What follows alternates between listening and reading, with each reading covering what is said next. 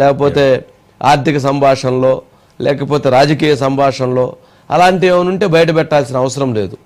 అవి ఎవరు కూడా ప్రజలు వాటిని అడగరు, మీడియా వాటిని అడగదు. కానీ ఇప్పుడు ఈరోజు ఆంధ్రజ్యోతి ఎండి రాధాకృష్ణ గారిని పిలిచారు.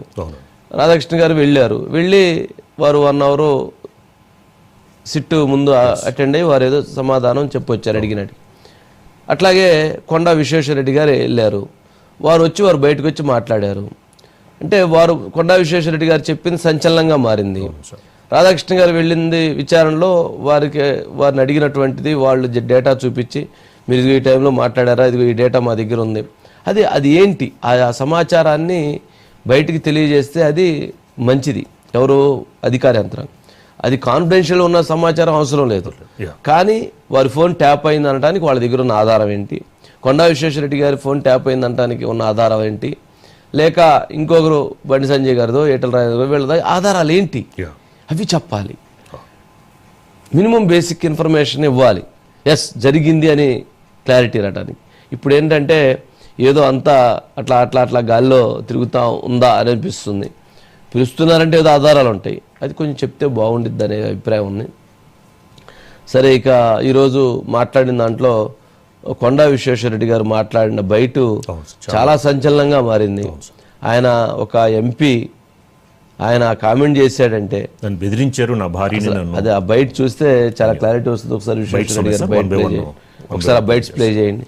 పబ్లిక్ ఇంత ఎవిడెన్స్లు ఇవి ఈ బైట్స్ తోటన్నా పబ్లిక్ ఇంకొంచెం క్లారిటీ ఇవ్వాలేమో. ఒకసారి ప్లే చేయండి. మీరు మా మీద ఫోన్ ట్యాపింగ్లు చేసి ఫ్యాబ్రికేటెడ్ డాక్యుమెంట్స్ పెట్టుకొని నన్ను బెదిరించాలంటే నీ తరం కాదు. నేను నా మీద కేసు పెట్టింది కదా, కేసు పెట్టినాక అది నాన్ బెయిలబుల్, నెల లోపల ఉండవలసి వస్తుంది, ఇది అది అన్ని చెప్తే నా రిటర్న్ చేస్తే నేను అప్పుడు కార్లా బెంగళూరు పోయి ఉన్నా. 2 weeks హోటల్ ఉంటుంది అక్కడ. అప్పుడు ప్రతిమని కలిసేందుకు వస్తే ఆమెను కూడా ట్యాప్ చేసి ఫాలో చేసిండ్రు. అక్కడ బెంగళూరు పోలీస్ ద్వారా మాకు తెలిసి ఉప ఎన్నిక జరుగుతున్నప్పుడు పోలీసులు మా ఫోన్లు వింటున్నారని నేను రోజు అప్పుడున్నటువంటి డీజీపీ కంప్లైంట్లు పెట్టాను. రఘునందన్ రావు ఫోన్లు వినలేదా? అమెరికాలో కూర్చొని చెప్పిండు ప్రభాకర్ రావు, అప్పుడున్న డీజీ అప్పుడున్న ప్రభుత్వ పెద్దలు చెప్తే చేసినమని. అదే రాసి రిమాండ్ చేయొచ్చు కదా 7 దాకా. చేస్తే గీస్తే ఒకడో ఇద్దరు లుచ్చగాళ్ళ ఫోన్లు ట్యాప్ చేసి ఉండొచ్చు, నాకెమెరికా గానీ చేసి ఉండొచ్చు, దొంగల ఇల్లంగలి. కానీ దానికి ఏదో పెద్ద అంతర్జాతీయ కుంభకోణం ఏందో జరిగిపోయింది, ఏమో అయిపోయింది. ఎందుకు ఇవన్నీ డ్రామాలు? చేతనైతే దమ్ముంటే ఈ లీకులు బంద్ చేసి చర్యలు తీసుకునేది ఉంటే తీసుకో, మేము వద్దంటలేం. కేసీఆర్ ప్రభుత్వం షరీఫ్నమ్మను ఫోన్ ట్యాప్ చేసిందా అంటే బహుశా షరీఫ్నమ్మ అప్పుడు ఆ రాష్ట్రంలో అప్పట్లో క్రియాశీలకంగా పార్టీ పెట్టిన నేపథ్యంలో చేసినాడేమో, నాకేం తెలుసు చేసినాడో లేదో. నాకు గత ప్రభుత్వం ఓట్లేసి గెలిపించిన ప్రజల్ని భయపెట్టి పోలీసులు కేసులు పెట్టి ఫోన్ ట్యాపింగులు చేసి ఎవరు ఏం మాట్లాడుకుంటారో ఎవరింట్లో భార్య భర్తలు మాట్లాడుకున్నా వినాలన్న దుర్మార్గమైన ఆలోచన గత ప్రభుత్వం చేసింది. ఆయన మాట్లాడుతుండే కేటీఆర్ కొద్దిమంది విన్నామని. ఏం పనే మంది సంసారాలలో ఏలు పెట్టి చూసే పని మీకు? ఎవడన్నా సిగ్గునోడు అట్లా మాట్లాడతాడా? ఇంటే విన్నాం కొంతమంది ఫోన్లు, ఇంటే ఏమవుతుందట, ఇంటే ఏమవుతుంది, అదే అవుతుంది. చర్లపల్లి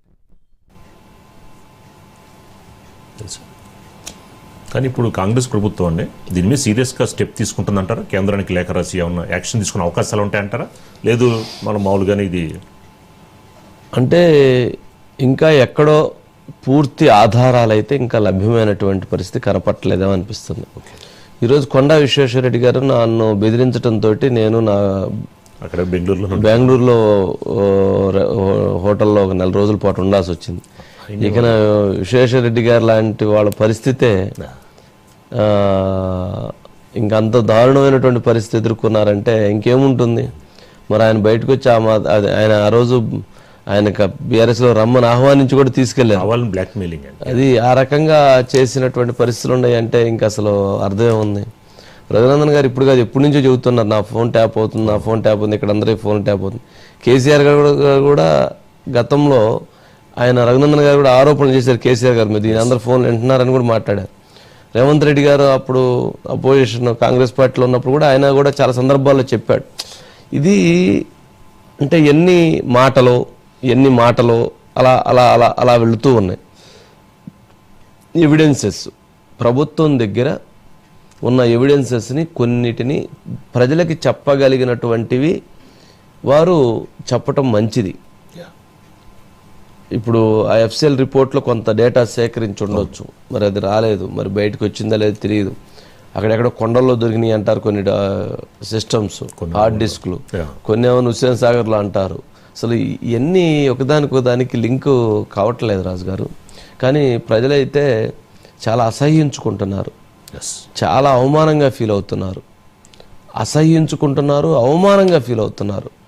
ఏది ఇలాంటి ఫోన్ ట్యాపింగ్స్ జరిగినాయి అని తెలిసిన తర్వాత ఇదేంటిది అసలు ఏమి హిస్టరీ, తెలంగాణ ఇమేజ్ని అసలు ఇదే గనక రేపు భవిష్యత్తులో ఇది